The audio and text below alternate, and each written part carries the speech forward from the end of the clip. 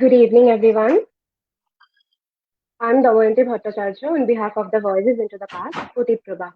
Today we have with us Dr. Arnab Kumar Mukhopadhyay on a brand new lecture. Dr. Arnab Kumar Mukhopadhyay is currently acting as the Assistant Professor of the Department of Philosophy in Presidency University, Kolkata. Before joining Presidency University, he has been teaching philosophy at Ramakrishna Mission Residential College, where he was a member of various academic and administrative committees. He has defended his Ph.D. thesis entitled Revisiting the Cells Logicist Program in Providing a Foundation of Mathematics in September 2018 from Jadavpur University.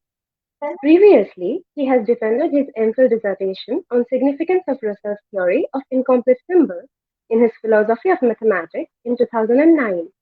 His research interests includes Western logic, Indian logic, philosophy of sciences, applied ethics, philosophy of economic development, socio-political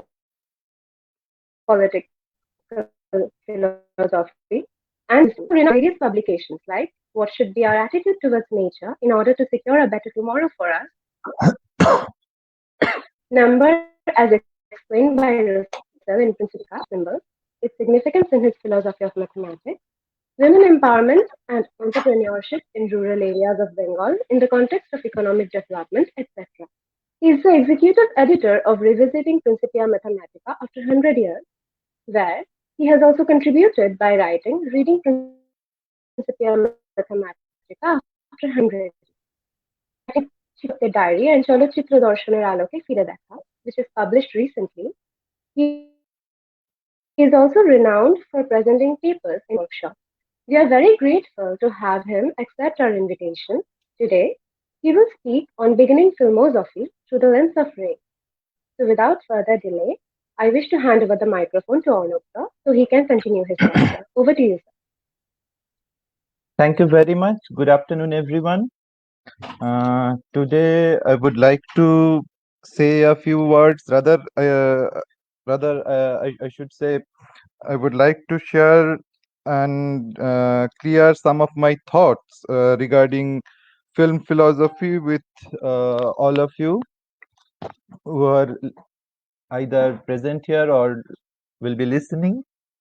My talk entitled is Beginning Filmosophy Through the Lens of Ray, Satyajit Ray.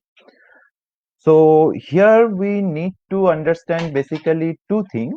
First of all, the very concept of filmosophy, or in easy words, what we can call film philosophy. And after a very rudimentary uh, getting some rudimentary ideas, the basics of filmmaking from the perspective of filmosophy or film philosophy, we would like to just evaluate certain things, our understanding, through one particular short film of Satyajit Roy, which is not only in my words.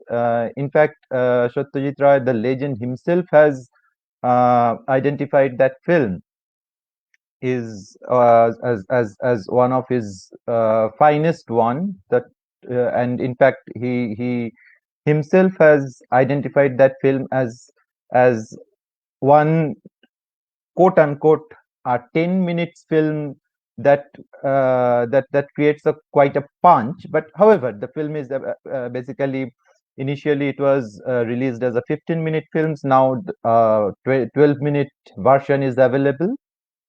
So without much delay, let us start understanding the things. And I first of all, I really am thankful to all of you, the organizer, Voices of the Past, Otit Prabaho, Damayanti, Rakesh, all of you. However, you all of you are my student, my children, but I am really grateful for your generous introduction. But at the end of this lecture and at the end of the day, I will remain be your AKM, the very poor old thing. So let us start. Now, before we start understanding filmosophy or film philosophy, let us try to understand how do we conceive film. We all, I know, we all watch films, cinema, but let us just once again just check what is film. Now,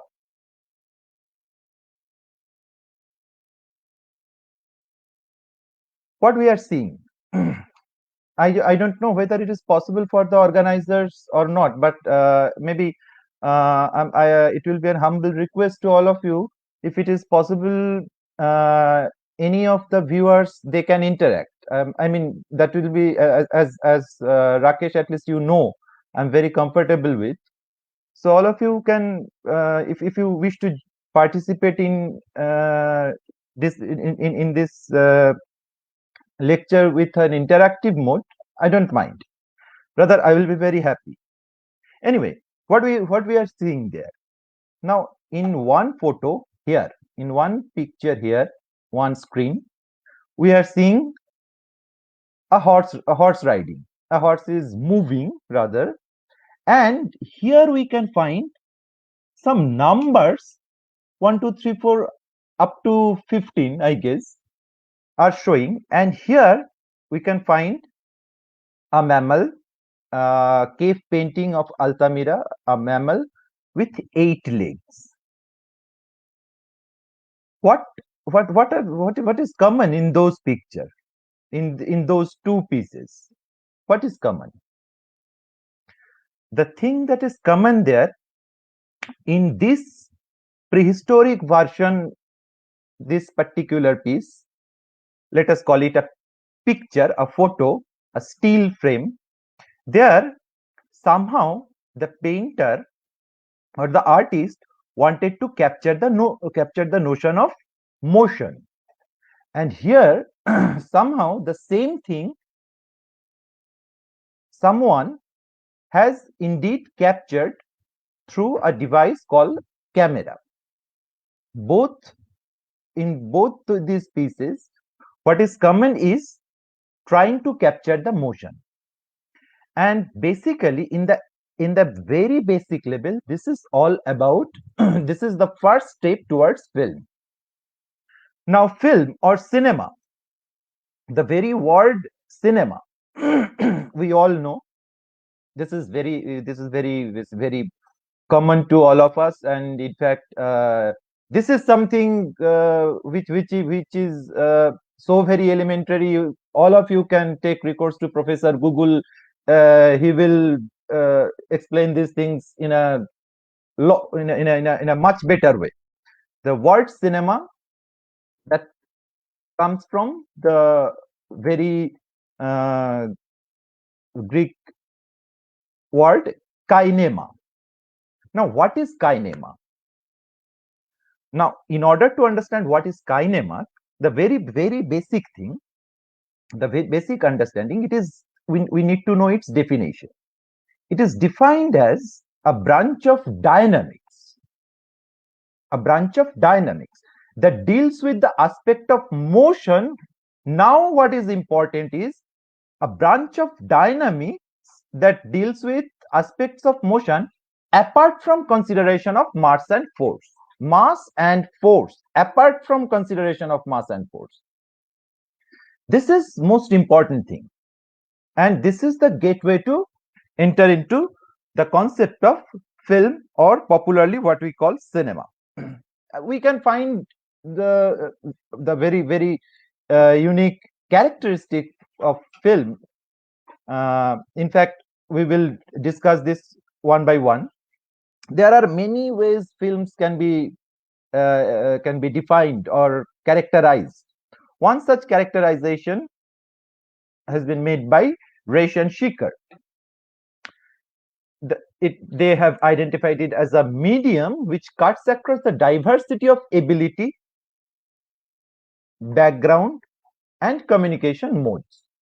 You may jolly well take recourse to Eisensteinian or Goddard's own definition of film as a director's media of communicating thought or mental events. We may conceive it that way. But the important thing is when film is effectively integrated into one's curriculum of one's cognitive cognitive structure, it touches upon a variety of skill areas. That's why it is in my abstract I have mentioned. First of all, it is interdisciplinary and it has multi-dimension.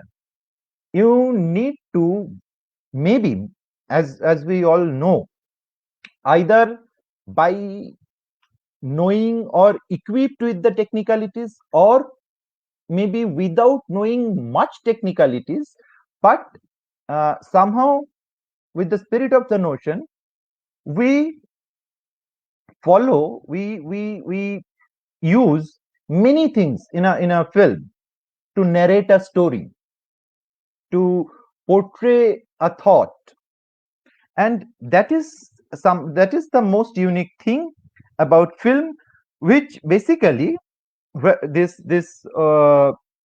I mean cinema differs from the literature and theater.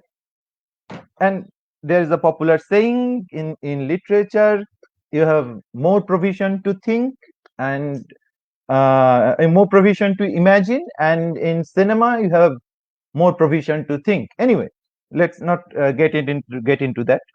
But now, if we conceive roughly film, cinema, movie in that way, in that case, now we need to know that yes, there is film review, there is film critique. We have all almost read or read in different newspaper, in other media. But what is this filmosophy or film philosophy, and how does it differ from the others? Now, the thing is, as it goes, film philosophy basically shares its one unique characteristics with the field in general, and that characteristics is basically the characteristics of questioning, asking for justification. Justification for what? Of what? It it from philosophy demands that a film, when being watched from the perspective of philosophy, it must address the ground for its own existence. It involves not only the question of what field, what the field should look like. Uh, how the film should look like, why it was made in that way and not in any other way, but rather more basic question of why at all it what whether there at all any reason to come into being this film under consideration, why at all this film is from one perspective is required to make, from other perspective should I see. This is the most important, but with my limited knowledge, the simplest version with which philosophy basically works. The study of philosophy basically uh, starts its journey. Technically, as it goes, it basically clarifies. Philosophy is all about clarification of concepts and critical evaluation of belief. Now, in the context of film, cinema, it clarifies the concept.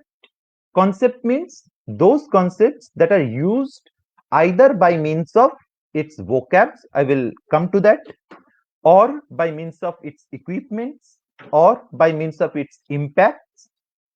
And it critically evaluates a film from three aspects: a literary aspect, theatrical aspect and cinematic aspect. Now, for that, we need to know about something, a very basic idea about these three aspects. And this is important because without these three aspects, no film can ever be made. So, and obviously this is somehow looks like technical, but it's not that technical. All we have to keep it in mind is that just this one: literary aspect, theatrical aspect, and cinematic aspects. These three things, they are interconnected with each other. They have to, and Filmosophy will analyze a film from these three aspects, keeping in mind these three aspects. Now, let us move. Let us try to find out what is this literary aspect. Literary aspect means those aspects that a film, a cinema share with the literature. Literature means script, the very story with which assumably a film is going to be made. Maybe it's plots, characters. I mean, whether it's an author-backed character, a flat character, a round character, what kind of plot, a thrilling plot or investigating plot or some romantic plot, whatever, setting, the theme, the perspective, I mean, the point of view or the perspective, from whose perspective the film is being director wants his or her viewer to watch the film. And one important, very important piece is symbols, because in many cases we need to symbolize many things intentionally, maybe by force, but most of the time for the experimental cases and what we call today popularly as new wave cinema, I mean the post Second World War films, there this symbolism is very important, because often film is being considered as a symbolic representation of one particular one, or I mean a complex or a linear idea or thought. That is, there is a sign and symbol relationship. Sign is something that stands for, so there should be a thought, and the film is a sign which stands for that thought, and symbol is basically the conventional sign. So there are certain stipulation, convention maybe there in the film. Now, this is the basic idea about literary aspect. Now, dramatic aspect. Now, after we have a script, maybe well written script, maybe unfinished one, whatever. after we have a script, a narration, we need certain things to express our ideas through film. That means those elements that we share with a live drama or theater, like actors, character, those who portray character, costumes, that means props, makeup, sets, location, and in fact not only actors. By employing the word actors, you can find it in fact in one of the interview of Satyajit Ray himself, saying with regard to one of his film Kanchanjunga, that actors not necessarily you need to conceive always. Actors means some human beings or some other subhuman or better say non-human living beings. For some sequence, I'll come to this this particular notion of sequence. for some sequence, for some particular shot, to narrate a particular thought, portray a particular thought. Inanimate objects, currency notes, a mountain, a fountain, sky, river, even a piece of stone can play a pivotal role as an actor. And then there is cinematic aspect. Now, in case of a theater drama, sometimes it happens that those people sitting in the rear seat and those people sitting in the middle portion seats, they cannot perceive the characters, or in fact characters body productions in a similar way. Sometimes they fail to catch the voice modulation properly, and there comes the very uniqueness of cinema with its elements. That means all those things with which a film is being usually, from the elementary level to the final one, that is as an end product, it is this film is a film is prepared, presented. This is called filmmaking. There are many philosophical notions that plays very pivotal role here in making a film, like the form of the film, the genre of the film, and another thing which is called impact. When in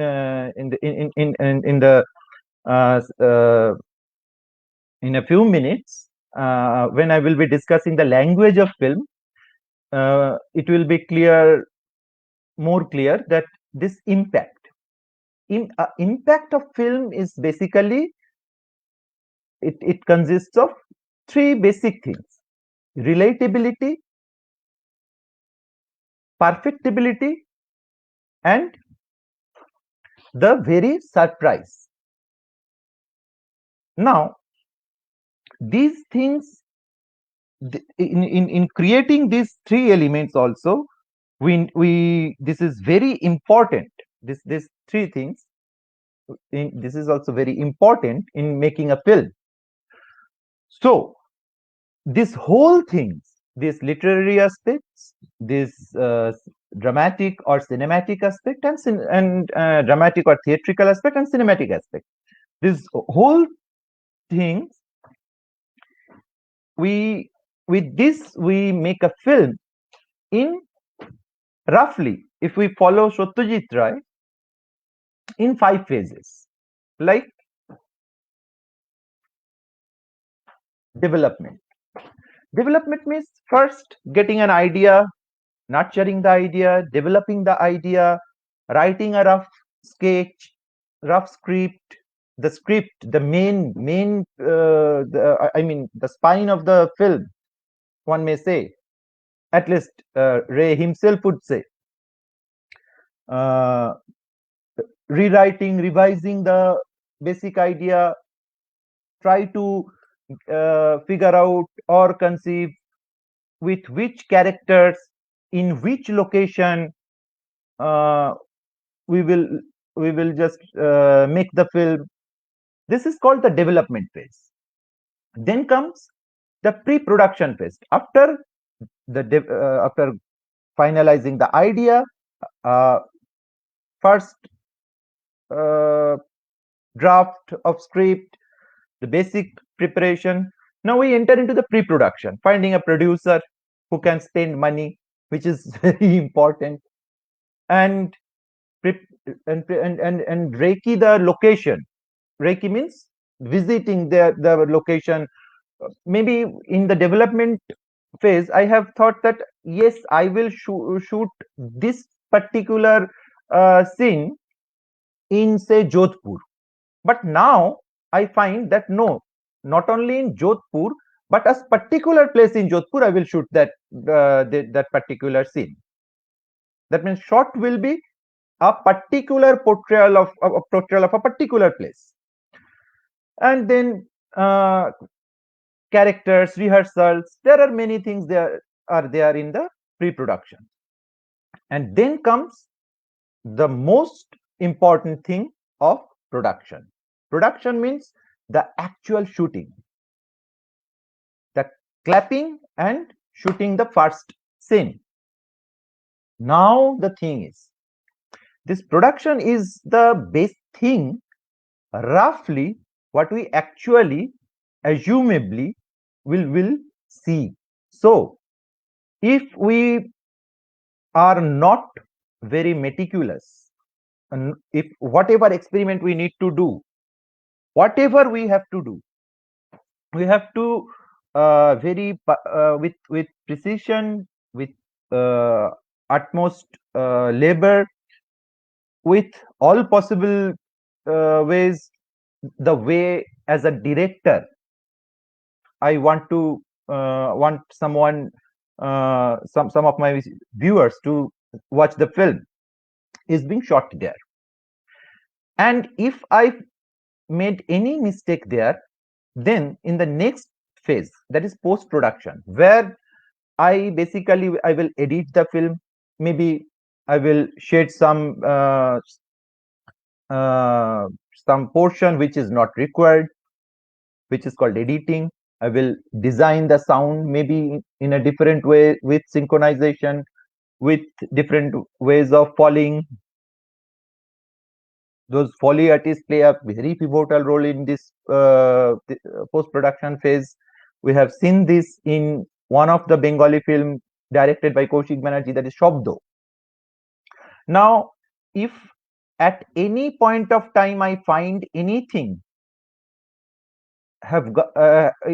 is something that the way I have conceived is missing, then in this post-production, if I find, then again I have to redo it, and we have to uh, shoot that portion, and we have to uh, uh, we have to again uh,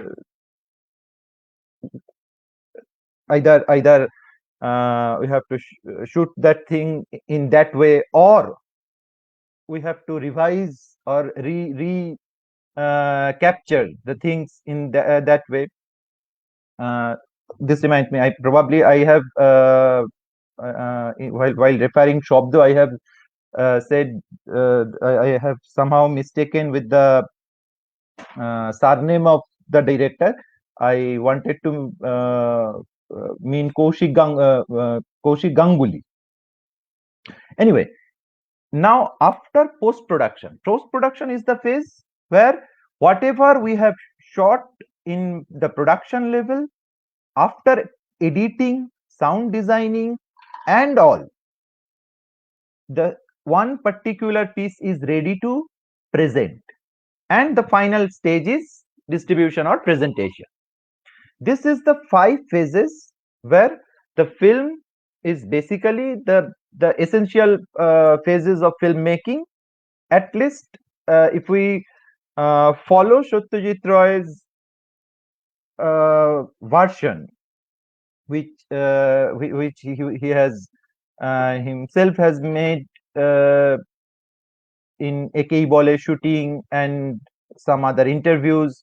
And if we try to observe Satyajit Roy as a filmmaker, we will find this is the basic 5 steps he used to follow.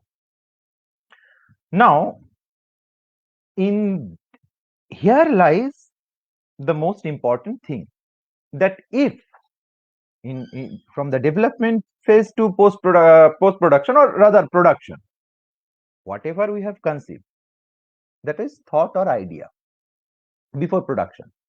Now, while in the phase of production, I try to whatever I'm going to present in the after post production, I will try to make that as a sign of that stands for my thoughts or my ideas. So here one thing is very important, that is called film semiology. And in uh, like in semiotics in general, two names are very important here. One is Saussure and another is C.S. Peirce. Saussure, basically Saussure's idea is that with regard to sign theory, that there is a signifier. Sign is basically comprises of two things, signifier and signified. As thing is significant. Signifier is a sign in the sign's physical form, and signified is the meaning or idea expressed by the sign. So signifier can be a printed word, sound, image. In our context, that particular one particular shot of a film or the film itself, and signified is the concept or the object or the idea. And whereas Peircean view is that sign theory is comprises of three ideas: icon, index, and symbol. And as you can see, then an icon has a physical resemblance to the signified, the thing being represented. Photography or picture is a good example because it resembles whatever it depicts. An index shows the evidence of what is being presented. However, for Peirce, a symbol has no resemblance, necessary connections between the signifier and signified. Basic difference between Saussure and Peirce, as I can conceive, is that Peirce would say, C.S. Peirce would say that whatever is there without external to human and what is there internal to human, there is no resemblance. And whereas Saussure would say that whatever is there external to as the external world, somehow that has a bonding with our mind. And he would say, in if we conceive it as his semiology with the film vocabulary, in language he would say he will use Saussure would use two concepts, long and parole. Long is basically, roughly speaking, the very rigor, grammar, pattern with which something is being presented as parole. So for Saussure, a film may be, a cinema may be a parole abiding by some long. Now our interest, that means those who are doing filmosophy, is to first to understand that thing. So we need to understand the language of film. But in case of language of film, where shall we start? In our case, we have in any ordinary language, we start with the basics building blocks, the very alphabets with which we make some words. With more words, that means words plus word plus word, a sentence, a complete thought. Word is the first meaningful unit, but not a complete thought.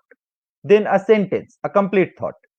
Then a paragraph, and so on and so forth. Similarly, this apparatus called camera, they play this thing. They do they play this role for film and may be called the building blocks of the cinematic language. And each directorial idea, form, pattern, thought, they differ they start differ from this stage. There are many shots and many angles with using many cameras and as apparatus, and in today's digital camera we can discuss, but I'm not going to deep detail. I'm just roughly we will try to figure out the basic shots and angles. Here are the basic shots.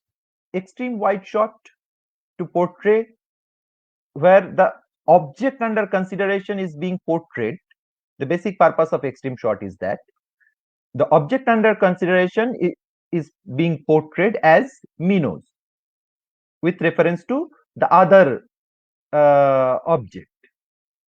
Wide shot is basically when we can see the full object in a single frame. This particular boxes can be considered as a frame.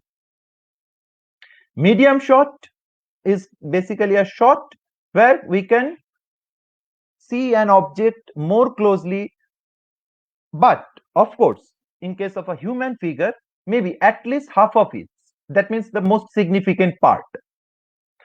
And medium close-up, now these are the close-ups. Medium close-up is where the facial structure is being focused, but maybe some other parts can be seen. Close-up close-up comprises only the face, only the object's most important part, and extreme close-up is like this one. And if you talk about angles, apart from the plane, pan and tilt, I mean panoramic movement of camera or tilting, that is ups and vertical movement, there are two types of angles which are important. One is, this is called high angle. High angle is something where director wants us to see the character, the scene, the shot, the sequence, whatever, from someone's perspective. Usually in French satire, it was initially called the God's view. That means director wants us to see, say for example, this character from the spectacles of someone else. And another is low angle, where basically low angle shots are basically important to portray that the object under consideration is more dominating, powerful, impactful. So making an impact with reference to the others. This is the basics of shots and angles. But now talking about shots and angles we can understand. Now what about the shots? I have used a term sequence, frame.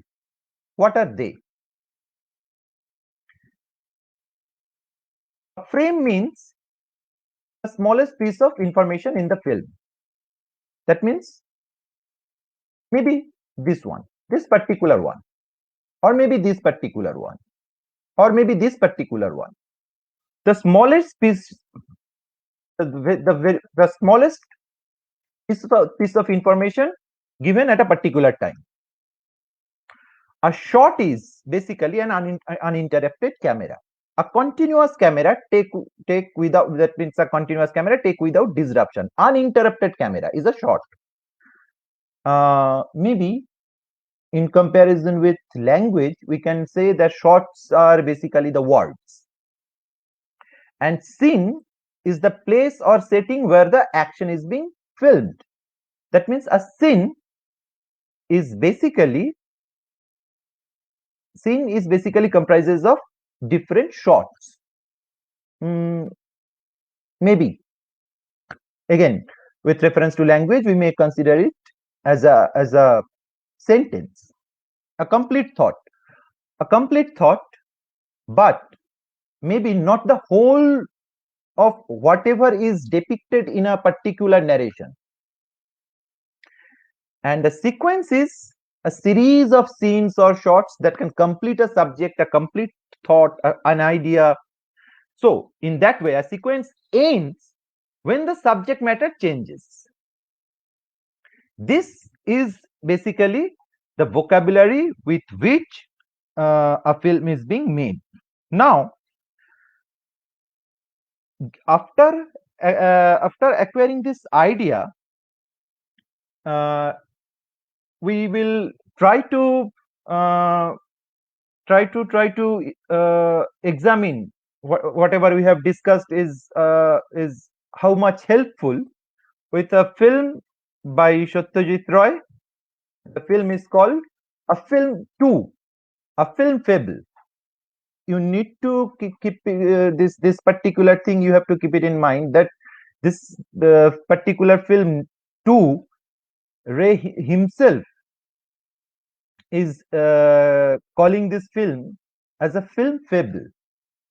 Now, let us first take a break and see the film, watch the film. It's a short film, and then we will, whatever we have discussed so far, just cashing on that, we will, from the perspective of filmosophy, we will revisit the film.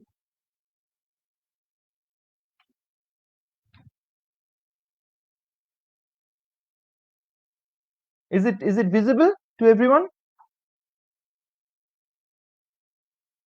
Kindly someone confirm, please. Is it visible to everyone? May I start the film? Yes, sir. Yes, sir. Okay, thank you very much. Thank you.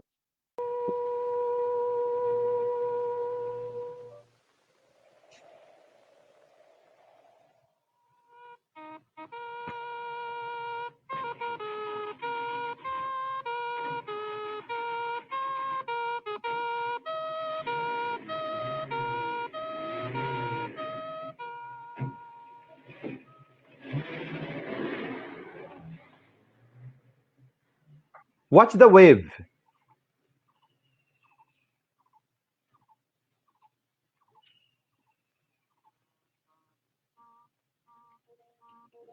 Now watch his movements.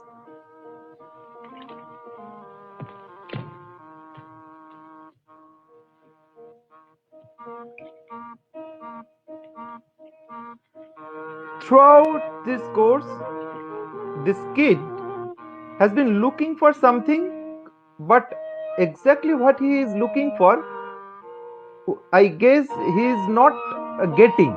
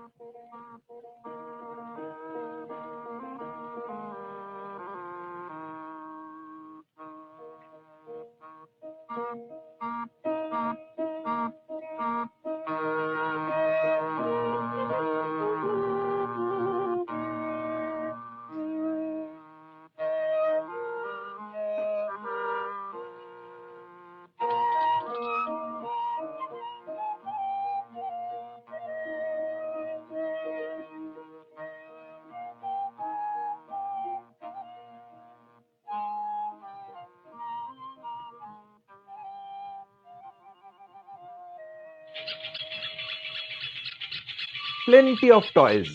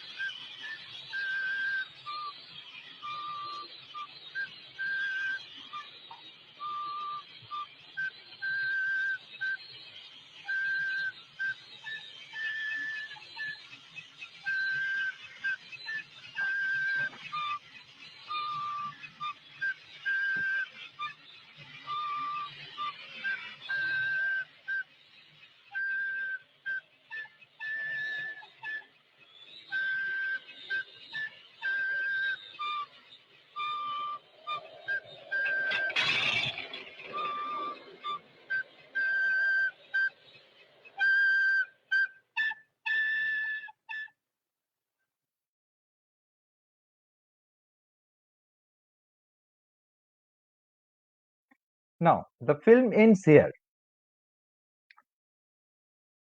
Hello, am I audible? Am I audible? Yes, sir. Yes, sir. Okay. Now, film ends here. But what can we now conclude from the philosophical understanding that we have gathered so far? The very rudimentary one, maybe. There are few things we can.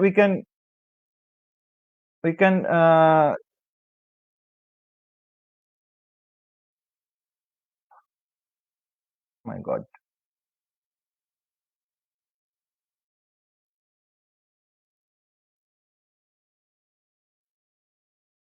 Sorry for the right.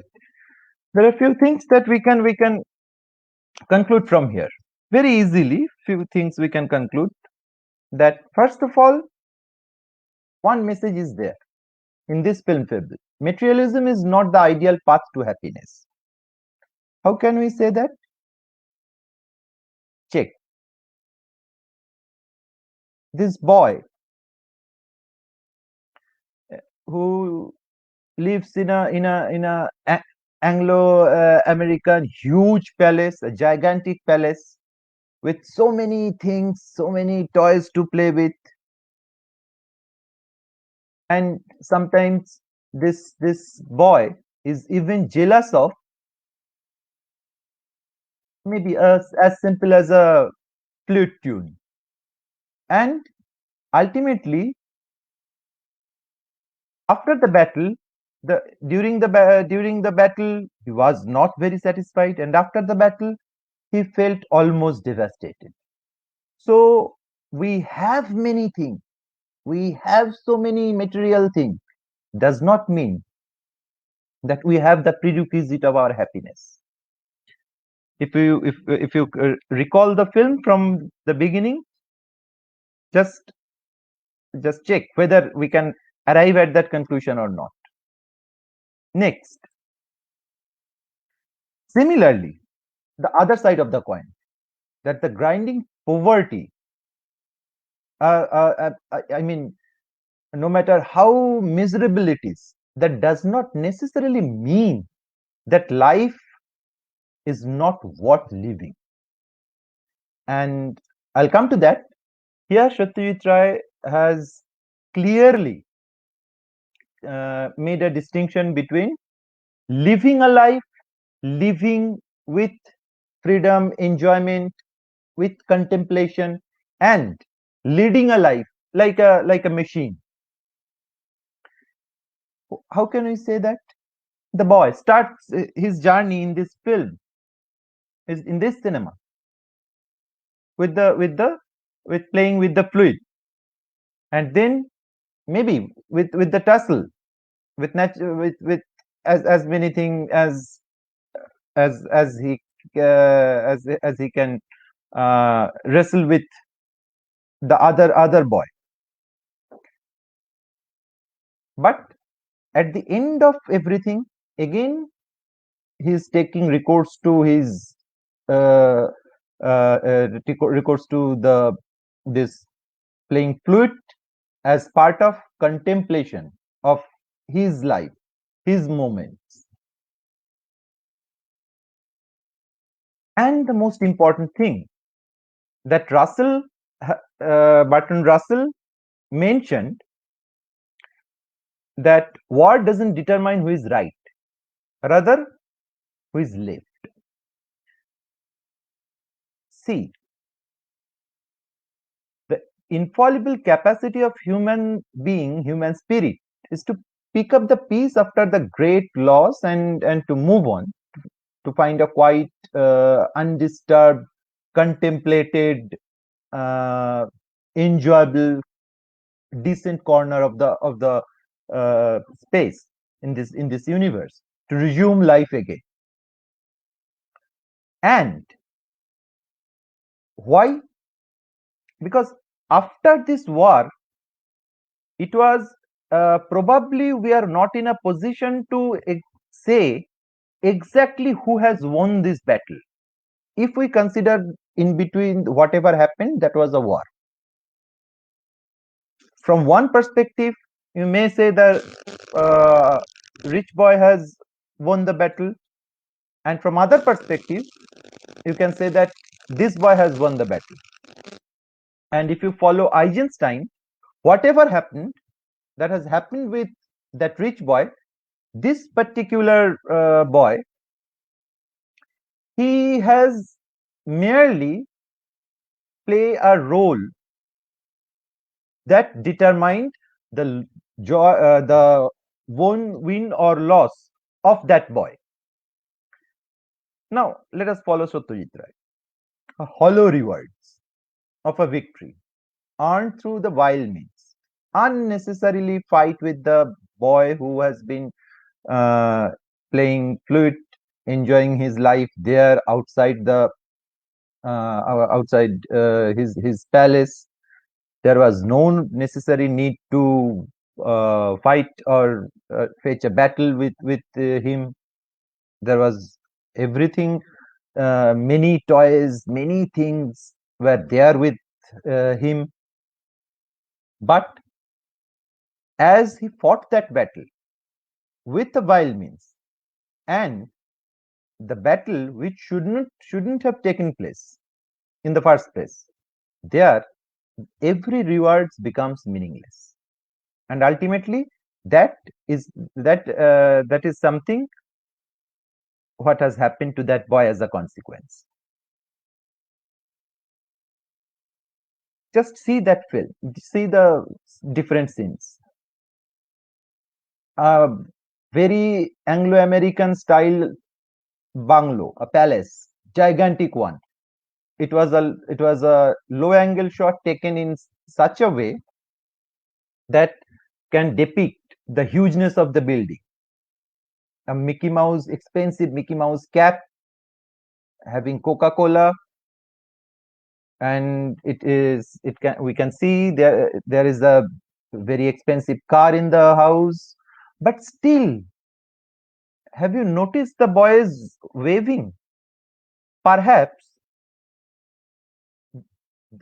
for the people who were there in the car, for whom this boy waved tata bye bye, maybe from the other part, maybe he has not received the same warm reciprocal gesture. And when entering to the house, look at his eyes. He was searching for something, but what exactly he is searching for, he was not very sure. He was totally alone there in that palace. Kicked the ball in this scene, we find, and two booms, the blew two balloons there, And finally, uh, just see the smile and the artificial mustache and the gun in his hand. What does Satyajit Ray wanted to probably say in this with these particular shots or scenes? Can we say, because we know one fact, that loneliness due to being neglected, especially in childhood, affects the activation of two things: dopaminergic and serotonergic neurons.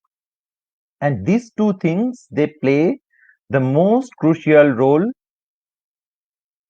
in course of our development to our emotional well-being. And they are the most important factors that responsible whether I will become a devilish one or a good one. So it determines, they determine. And maybe because of this loneliness, it may so happen, loneliness, being neglected, an elixir can turn into venom. And maybe is the case that had happened with the rich boy, the boy who was there in the castle, the palace. Now, this is a way of looking at this. Second thing is that this film was shot on 1964 when Vietnam War was very much within its peak. Vietnam War, the exact time was from 1955 to 1975. So it was shot on 1964. Now, if we just see the very Mickey Mouse cap, the very Anglo-American structure of building, this very Coca-Cola, all symbolically signifies the American culture, the very American culture. And what about the other boy, the way he was portrayed? Maybe the rest of the world. So is it a battle? Is it a way of looking these two boys, as representing the symbol of two different culture? Another thing, look at the very gesture of this boy and gesture of the other boy. Look at this particular shot was taken in a through trolley from outside the rich boy's window, but still see the difference. The entire, all those shots that were taken where rich boy is there, from his perspective, we can find the difference. The difference is so very significant in this one, or maybe in here. And the significance of these two contrasting film is that here the object is basically the object is basically not fully shown, but we can see this in this frame that this particular poor boy, I mean, he looks like an ant. And here, as the way this shot was taken from the low angle, this poor boy's poorness is basically shown with much emphasis. So was there a master slave mind screen between them? I mean, at least from the perspective of the rich boy, was it so? Just try to recall his walking, his gestures, his picking up and throwing things.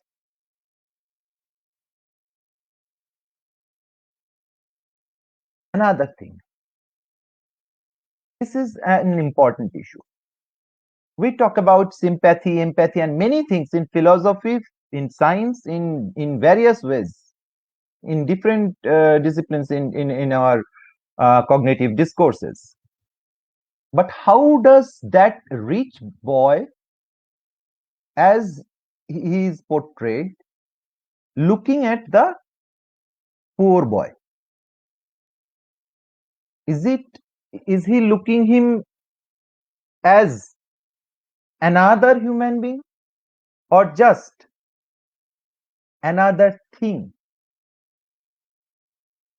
So this recognition, this conflict was very important in this film, and which is something which is always relevant in understanding our socio-political conflicts.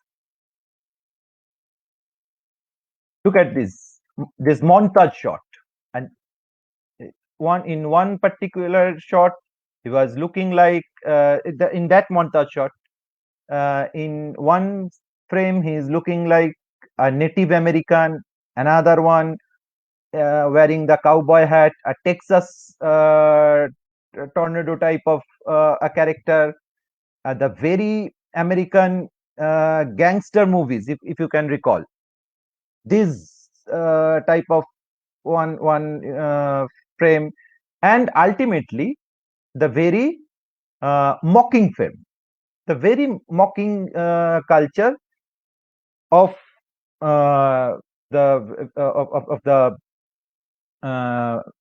so-called rich Americans.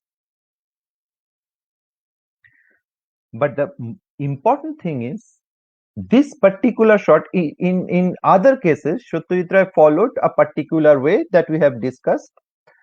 And here, this montage shot is something, a speciality of French cinema. That we need to keep it in our mind. Now, another thing. What is freedom if the meaning is not known? How can we raise this question with regard to this film? See, kicking the ball, playing with the dangerous things like matches, and with in so closely, recall the booms or blew up two balloons,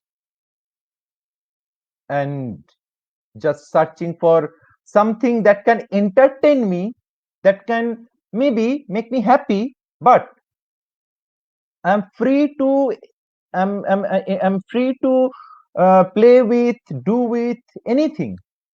But since I don't know the meaning of the freedom, and hence my freedom, whatever I am conceiving as freedom, at the end of the time, in the disguise of loneliness, that becomes something else to me.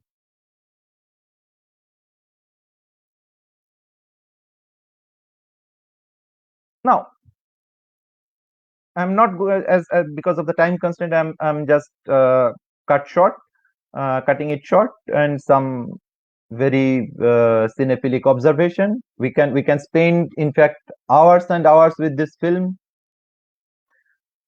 As I have told you, the rich boys' costumes and props all have American flavor, from the Mickey Mouse cap to Coca-Cola to the very guns, everything.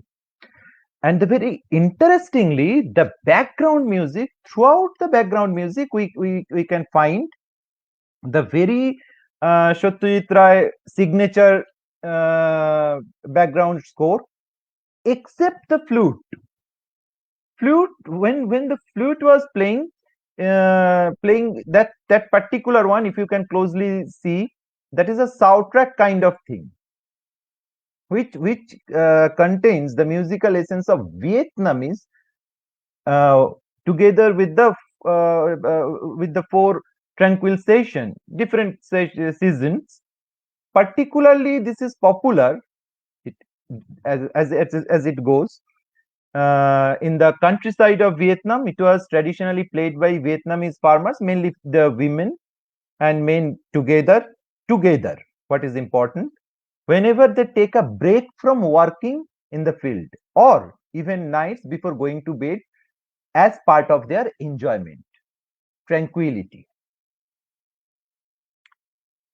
Another thing that I have noticed, that all angular shots are taken either top down or bottom up to show the clear cut different status of the characters that are there with which the story is roaming around.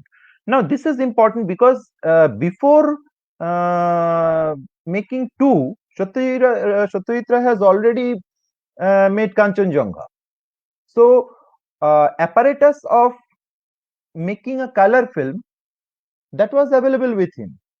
Historically, as we can find that SO World is the company, the producer, they have given short time but full freedom to him, that when he made the film, he could have clearly uh, made it with a color, but as the film, he wanted to show something which he has, in his words, as film fable. Probably because of that reason, he has made the film in black and white, and maybe because of that reason, this what I have mentioned here, the all angular shots, either top down or bottom up, and nothing else. Very uncharacteristic of Satyajit Ray. Now, body production of the characters. That means the all the physical gestures of the characters, they are spatially limited in a particular space, but temporarily they are undefined, because this can be a story of any place, and this is relevant in any time. Just imagine, if we can say so. Now, as we have seen, that multi-layered linear narrative we can find here. Narrative is very linear, a battle between two boys, one rich, one poor, and after that this has happened. But it is open temporally as per transparency thesis. Transparency thesis is something uh, which actually ends. It basically emphasizes the open interpretational end. I mean, usually we can, with the very fine example is Band of Outsiders. In fact, Breathless is also, because in a film first we start the film, in any film basically we start when we uh, move on with the narration, we start, then problem, I mean issue, not conflict, then there is an issue is introduced, then different type of struggles are mentioned, then a closure, or whatever kind of that is a in a fairy tale kind of closure, or a very dark closure, whatever, and end.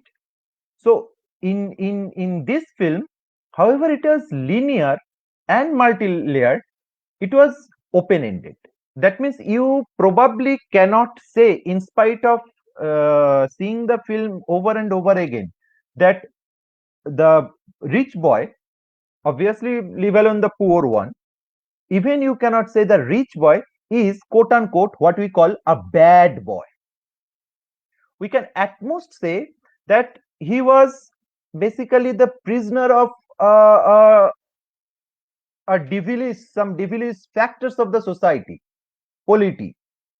But we cannot say that he is a quote unquote bad boy. He is suffering from a bad environment, a bad society, a bad culture, but cannot probably say a bad boy. That is the beauty of this film. And sound production, both diegetic and non-diegetic, I mean the natural sounds, and the in spite of the fact that the film is a silent film essentially, but there are some sounds of gestures, some other artificial sounds. They're they're presented to entertain a categorical improvisation in the narrative for the audience. As I have mentioned, throughout there was signature Satyajit Ray kind of sound. And the moment we enter into the flute playing, in two different occasions, with the start at the very beginning and at the end of the battle, we can found the very Vietnamese note. Basically, this is how we can analyze this film from the philosophical perspective. Now the question is, did I miss anything? Yeah, many things. I could have discussed, and with I could have share my thoughts with you with regard to that apple scene, apple SCENE, apple scene, which is, if you take the biblic reference, is associated with SIN, scenes. Is it so that Ray wanted to portray that in a way? I have mentioned that this montage shot was essentially a French favorite. Satyajit Ray was uh, um, very much a scholar of French film, French philosophy, French literature. But then again, in the entire film, there was no mention of any French other than that montage shot. There was no mention of any French inspiration. Why that montage shot, and especially with the rich boy? The montage shot was taken. Is it somehow by any chance in Vietnam War, French was supporting or in association with America? Is it so? That I have not discussed. I have not discussed the very boom, blow of two balloons. What does that imply? The same person who is actually shooting the kite, wrestling the battle with the poor one unnecessarily, blew up the balloon earlier there. By any chance, was there, and why there was two balloons? Was there any reference of the two bombs that fall in Hiroshima and Nagasaki before, and that too from the hand of the same America? That I have not discussed. Freedom, another, the longest scene of the film, 3 minute 30-second scene, the floating of the kite after getting shot by the gun. Is it the very Sartrean notion of men are condemned to be free? We need freedom. We are free, but the freedom is always condemned, and somehow is floating in different in its journey, different from the different path. The freedom is somehow is being condemned. That I have not discussed. Also, another thing that I have not discussed, that the Vietnam War was fought from 55 to 75.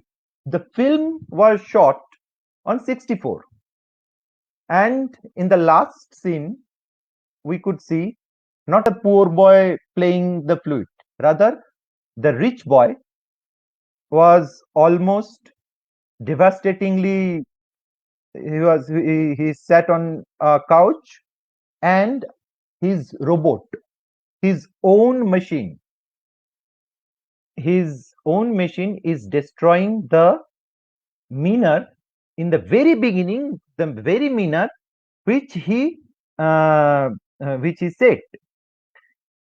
First of all, does it somehow an attempt of signifying that in case of imperialism, fascism, one aspect is that it's the very seed of its destruction lies in it,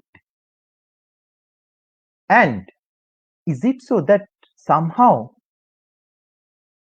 before even 11 years after the conclusion of the Vietnam War, Ray could foresee weather? That is the most important thing with which I will end my discussion.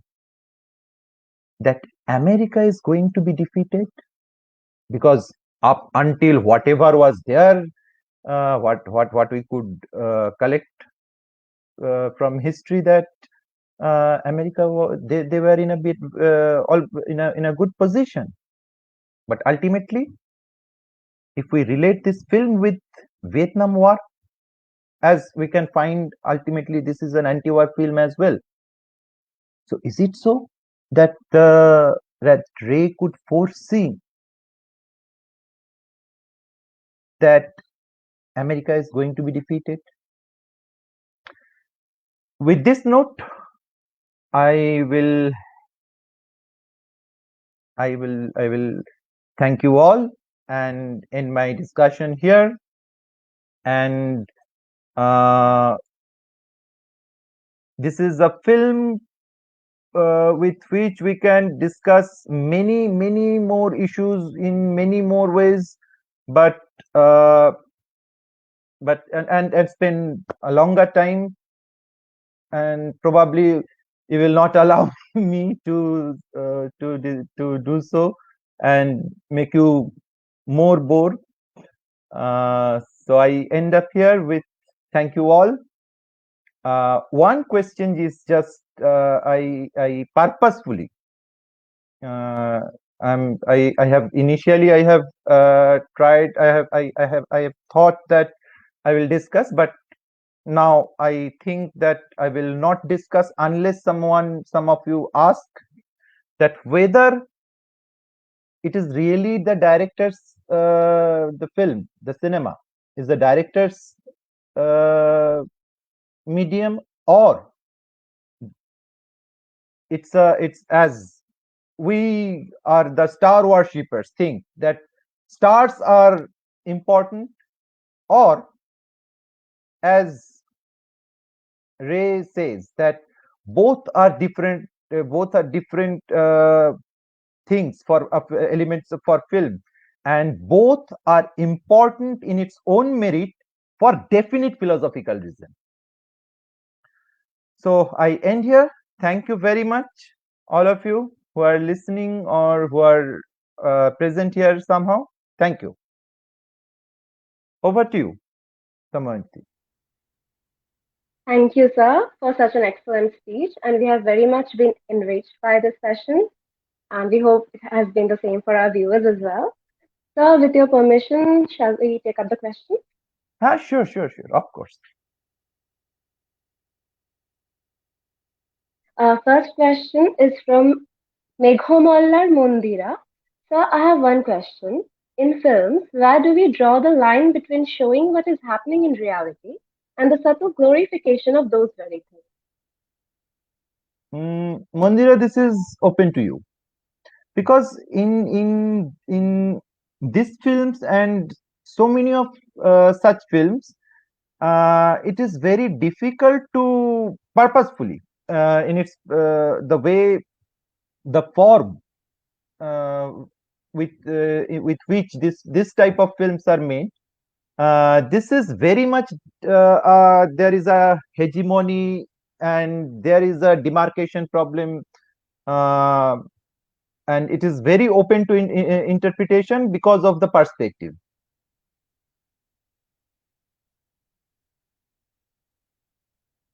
I believe, Mandira, I could not satisfy you as always.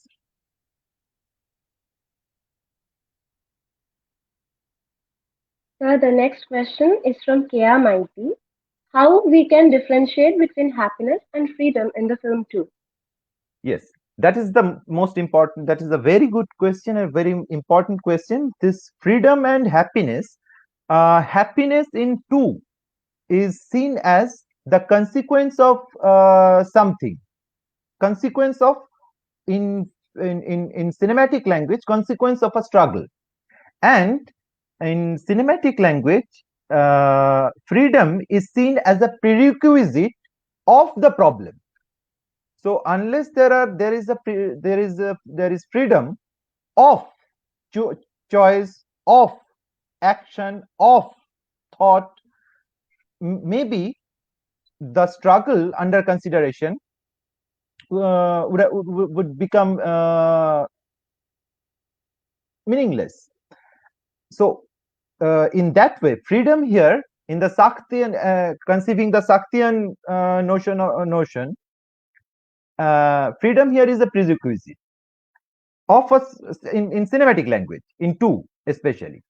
Uh, Freedom is a prerequisite of struggle, and happiness, if at all, is the consequence of the struggle.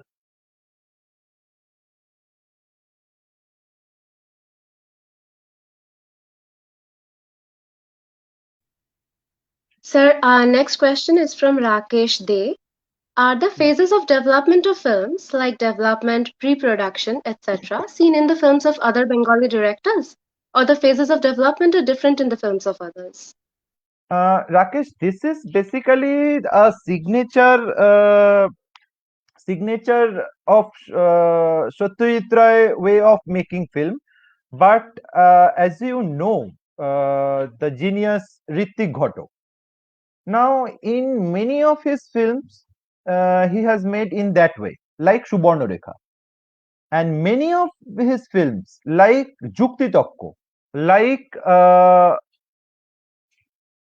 the masterpiece Meghe Daga Tara, that was not made in that way. At least, if we study his biographies, different, there we can find that some of these films are not made in that way. And many films in our times, and not only the so-called commercial or entertainers or the rom-coms, the very important films like Kill Bill. I have interviewed Tarantino, and he, and like Tarantino, he himself said that uh, one fine morning I thought uh, I'll make a film like Kill Bill. Now this is, I mean, obviously, however, I am not very sure he has followed this way of making a film.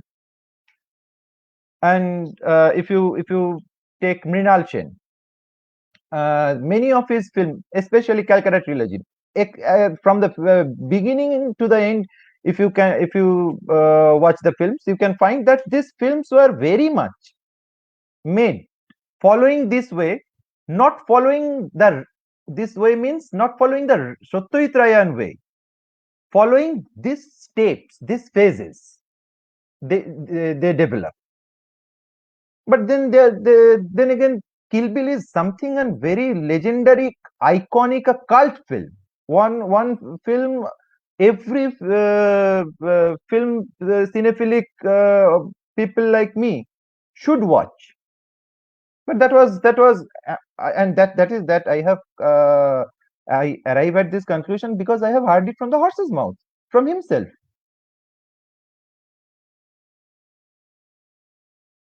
So this is the basic thing, the ideal thing. Now you have in your team, how can you distinguish between Rahul Dravid and Virendra Sehwag? Both are cricket.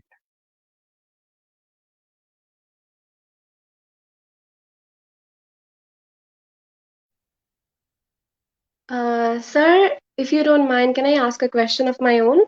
Of course, sure, beta. So can we conclude that in case of Satyajit Ray, the camera work and the otherwise negligible things like scenes, inanimate objects, these hold more relevance somehow than dialogues and the apparent plot line? In a way, Satyajit Ray always, uh, he has in fact mentioned as well, that I have mentioned very in brief with reference to Kanchenjunga. He always says that uh, essentially a film is a director's medium, and whatever is there as an idea, not necessarily there has to be some uh, human being or animate object, because the robustness of a mountain, or the very wave of the sea, ocean, that can, there are stories, as Ray could conceive. There are many stories. Damayanti Beta, if you can notice at any point of your time, that in one particular second, one particular minute, if you just close your eyes and if you just try to listen to different sounds around you, one sounds of maybe a bangles from your mother's hand will tell you something. Maybe you are not perceiving the person on that moment. So in that way, of course, inanimate objects can also be a very crucial and meaningful part, element, character of a film. But the limitation is with that, with an actor, and actor means, I mean, a human being, and an inanimate object, is that for an inanimate object, director has to be much more dependent on the equipments, skills, forms. And for a human being, as character, as one, director may depend on that particular character, that particular person, to portray that thought. However, the thought is director's thought, but to portray that thought, if at all he could relate that thought, maybe from his own way. Let us, I was discussing with my wife. Let us say, I have talked about, do we have time to maybe a couple of minutes or three to say, discuss Yes, sir, yes, sir, this yes, sir, thought? yes, sir. Okay, so just one thing, just imagine.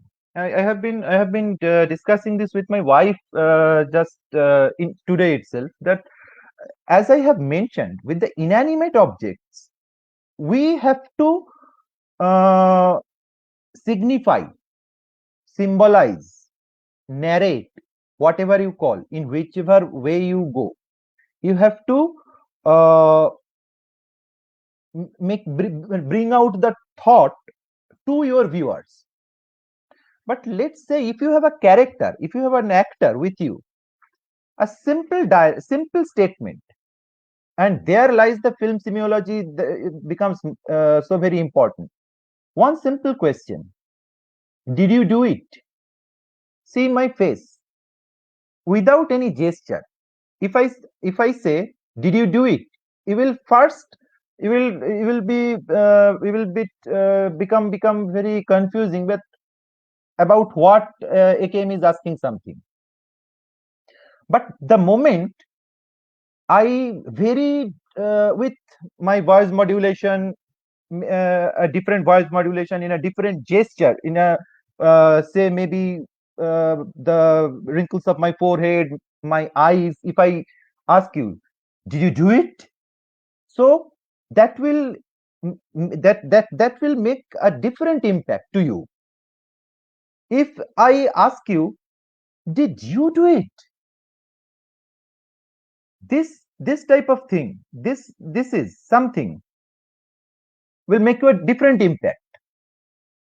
If I ask you, did you do it? That will make you a different impact. Did you do it? Something different. So all these gestures, voice production, voice modulation, the improvisation, the body production in technical terms. So this helps you to portray your thought. If you have the have an actor with you, that is the basic difference. I don't know if I am able to address your question properly or No, no, not. sir, it was absolutely clear.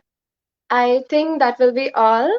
Thank you, sir, for this amazing session, and Thank thank you you very for much. our viewers for for whom we get the inspiration to organize such lectures.